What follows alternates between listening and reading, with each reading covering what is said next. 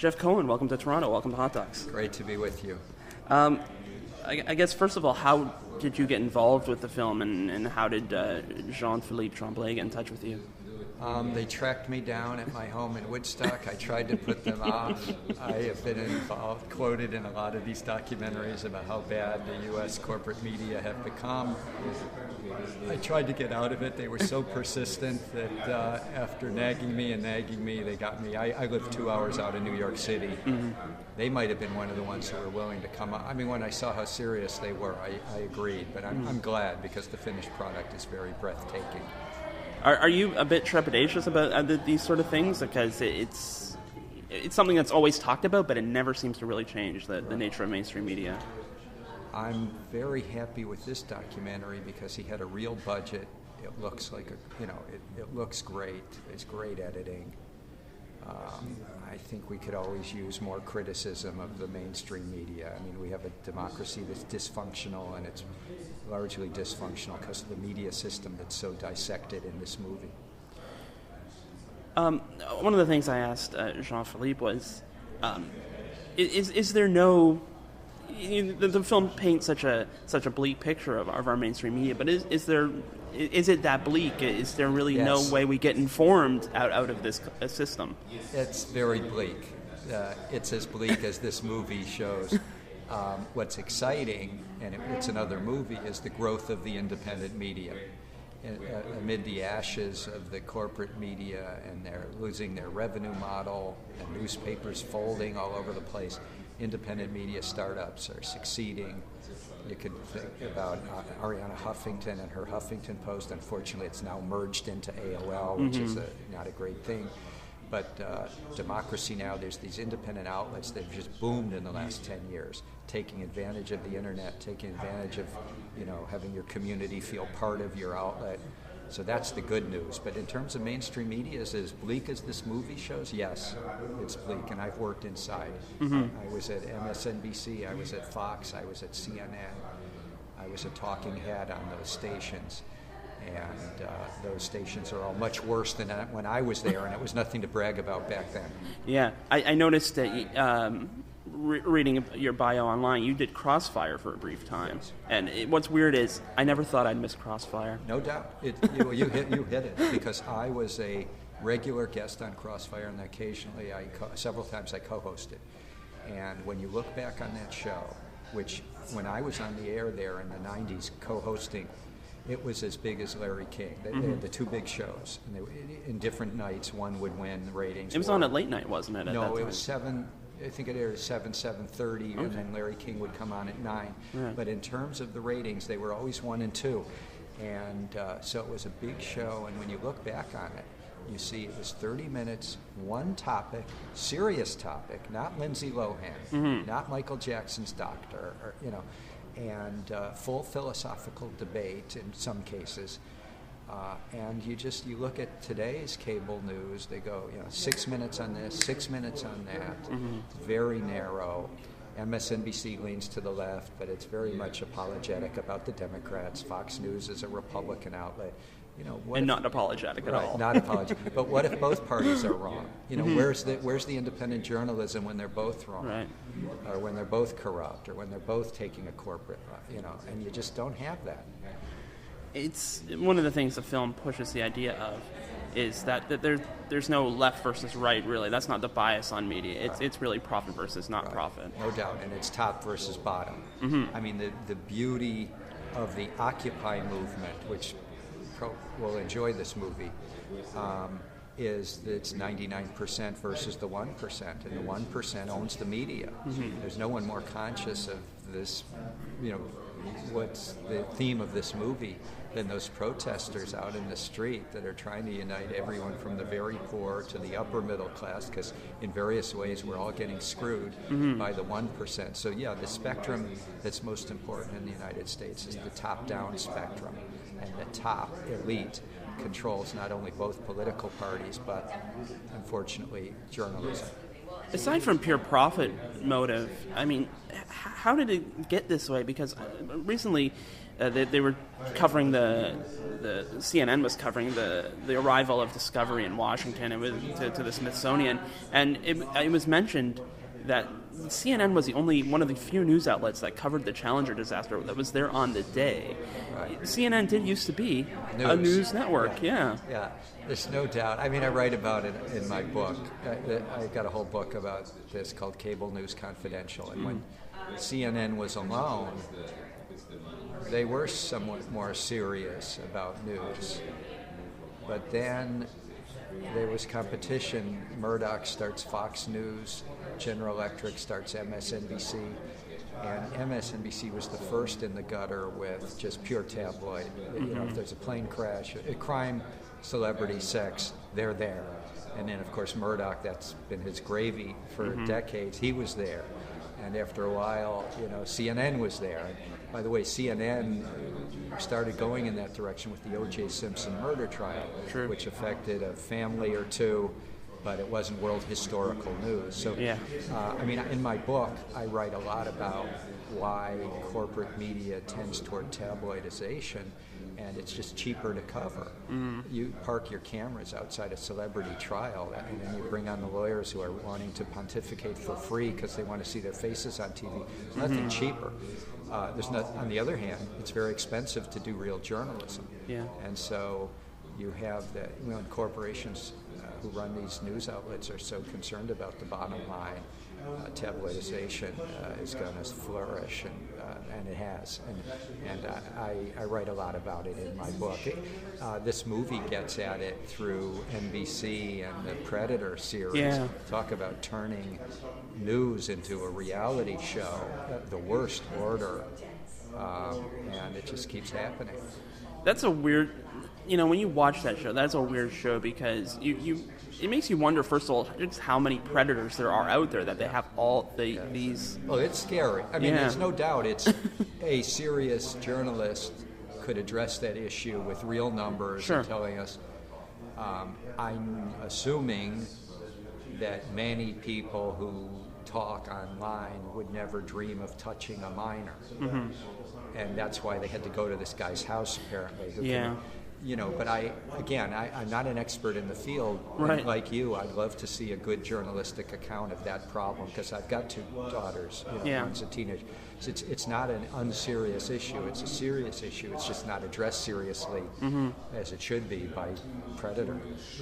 Well, speaking of, you know, tabloid culture and you know, covering these celebrity shenanigans, I mean, for lack of a better word, a lot of people seem to think, I don't want that in my news, but at the same time, we're getting that in our news, and people are watching. You know, where's kind of the disparagement there? Well, I guess, you know, I'm not one of these purists. I do believe it's good to bring in pop culture and do a news spread. There's no problem if it's done well. It's just that news should bring something different to pop culture. News should news should look at the sociology and business of the recording industry and not just you know, that some band called another band lame. You know, there's a way that news can look at celebrities in Hollywood and art and culture in a way that's journalistic and interesting. I mean, I know a lot of these, you know, the Hollywood socially conscious. There's interesting stories there. Look at the story of Sean Penn. The guy's damn serious. I know him. He's down in Haiti. He's brought huge amounts of money to Haiti. It's not a lark he's doing for some good publicity. He's lived Haiti. So I'm not against bringing in celebrities and occasionally a weird trial. It's a question of whether you bring journalistic values to the stories or you're just bringing celebrity worship to the stories. It's a big difference.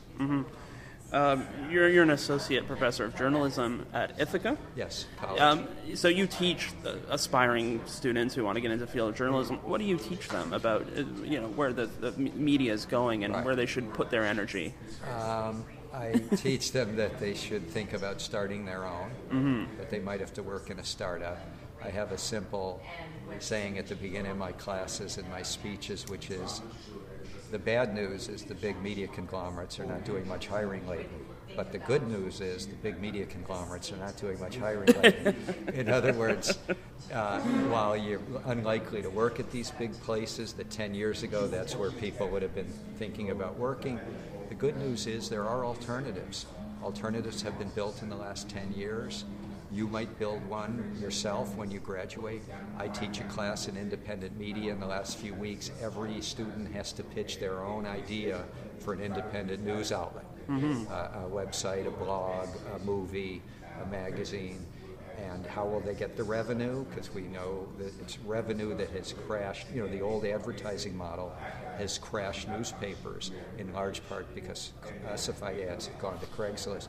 But so students are, I think, have mixed feelings. They're excited when I bring all these speakers to Ithaca, like Arianna Huffington and Amy Goodman from Democracy Now!, Matt Taibbi from Rolling Stone. Every year I give out an award for the special achievement in independent media. So I have all these speakers coming in, and my students realize this is an exciting time for journalism.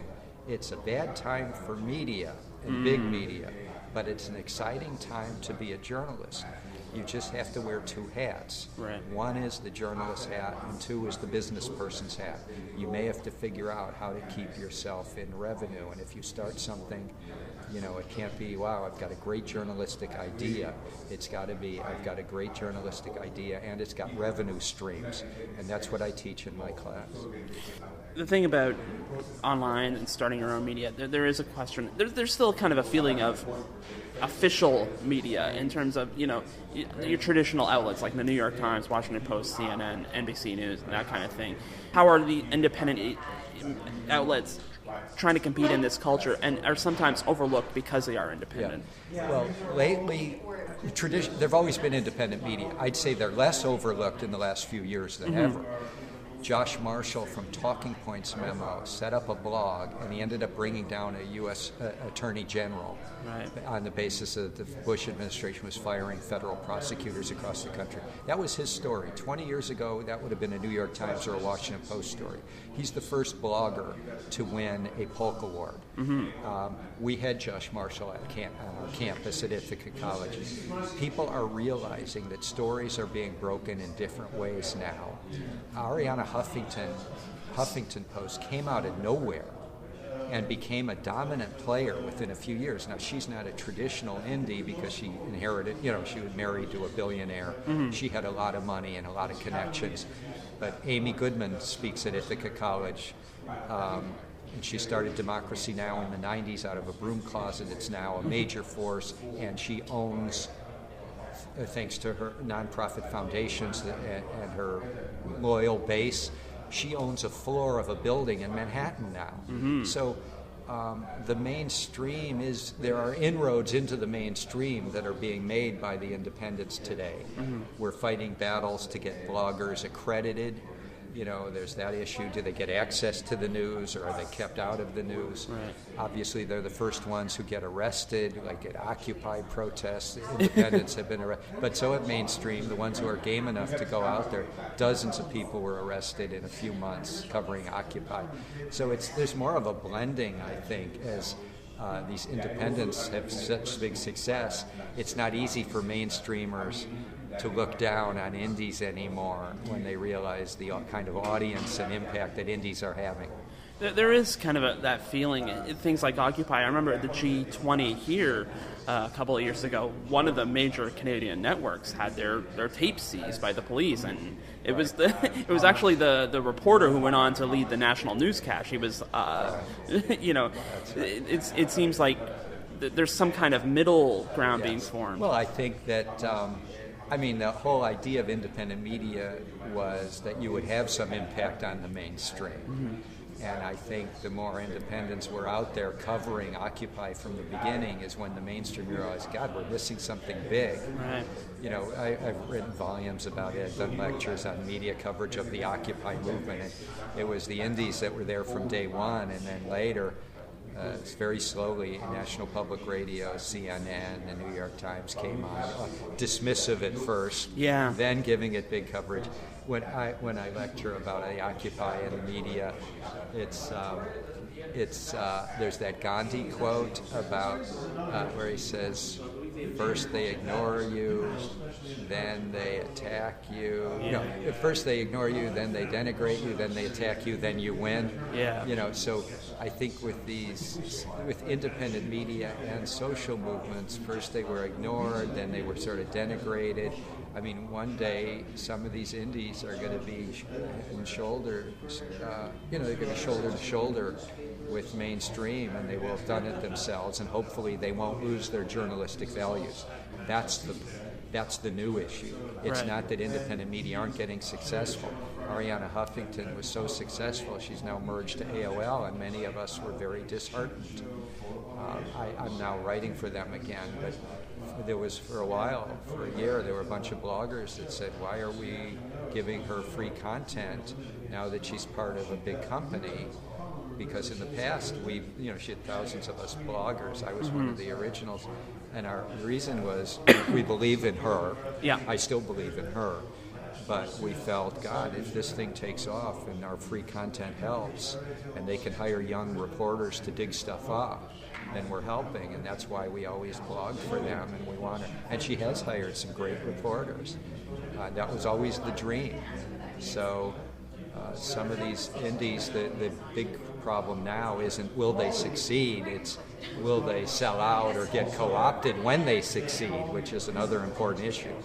What's the bigger problem, do you think? The corporations that are willing to commodify news outlets, or the people who are part of these news outlets that kind of let them? Both. I write a lot about it in my book. These corporations, we know why big corporations exist. These journalists often went in for very noble motives. And what I saw, and I write about it in the book, is there's a hierarchy within the news staff. And the young producers are gung-ho to get real stories, don't really want to work on Lindsay Lohan, but if they're assigned to it, they'll dig on that too. But, you have them who are the most aggressive and the most spunky, with the least power, and then you go up the hierarchy to the people who are the management, news management, and you find that those are usually people that quit being journalists 10 or 15 years ago. They're more diplomats than anything. They're diplomats between those who want to do real journalists and their bosses, who are the owners who couldn't give a damn about journalism. The reality is that the people who own the media would be much happier if we were a nation or a North American continent of mindless consumers rather than informed active citizens. Mm-hmm. If we were informed active citizens, we wouldn't allow our broadcast airwaves to go in the hands of 5 altruistic corporations. They need us to be sort of uninformed, mindless for their advertisers. Mm-hmm. So if you leave it just to the owners, we know what their motives are. The question is the news staff, and I've always found that the people who rise to the top are the ones who are the least journalistic, and they're the most political, and they're the most diplomatic, and they've forgotten what journalism was, and they have huge salaries. I mean, in my class at Ithaca College, we look at the role of independent bloggers in places like Egypt, who paved the way for a revolution. And by being exposed, sometimes they'd be taken away and tortured. Yeah. And I would say, look at how brave these journalists were in Egypt, going back 3, 5, 8 years. And look at how timid U.S. journalists, and all we're going to lose is our huge salaries. The people at the top get paid so well. When I was on air at MSNBC, I'd never seen that kind of money. And then all of a sudden you're taking different kinds of trips. Your kids are now able to afford private school, and they get. And those were people that once might have been journalists, but now they're just management. That's how they get you. Yeah. Oh, it's no doubt, especially in top. Those people that were formerly journalists who become management. I couldn't believe what would come out of the mouths of some of these people, and I'd say to myself, God, that guy was a good producer 20 years ago. It's sad, but all we lose is our, no one's going to torture us and kidnap us for doing good journalism in the U.S. or Canada. Yeah. But it's so when you see the timidity in the United States among mainstream journalists, it just drives you crazy. Yeah, we forget that it's still a very dangerous profession in some places, even for North American journalists who go overseas. No doubt. For people who are leaving the film and see it, are energized by it, what's the next step for them in terms of how they get their news and how? I think this movie, without being in any way preachy, Yeah. basically has the simple message: you can't trust the corporate media, which is the fair bumper sticker, and people are going to walk out of there thinking, "Gee, I better look around. I better look for independent sources because I see what goes on. I see here are these stories that were suppressed." What's good about this movie is the 20-year scope of suppression, from the Nike. Suppressed the story about sweatshops in Vietnam. It just goes all the way through. And frankly, things are worse now than they were when some of these stories were told in the movie.